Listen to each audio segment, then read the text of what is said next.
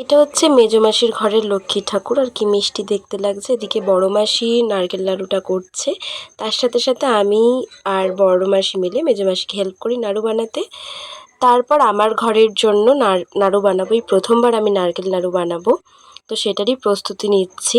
এই যে, আর খুবই সহজেই চিনি আর নারকেল দিয়ে নাড়ুটা হয়ে গিয়েছিল খুব সহজেই, আর অনেকটা গরমও ছিল, কিন্তু খুব সুন্দর হয়েছিল শেষে।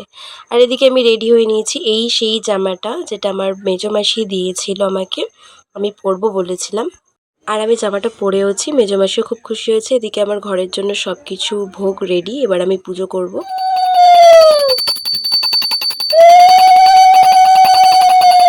পাঁচালি পড়তে আমার বেশ ভালোই লাগে। দোল পূর্ণিমা নিশি নির্মল আকাশ, ধীরে ধীরে বইতেছে মলয় বাতাস, লক্ষ্মী দেবী বাবে করি বসি নারায়ণ। মাসির ঘরে ব্রাহ্মণ চলে এসেছিল পুজো করতে, আর এদিকে আমি পুষ্পাঞ্জলিও দিয়ে দিলাম। তো আজকের ব্লগটা এখানেই, টাটা।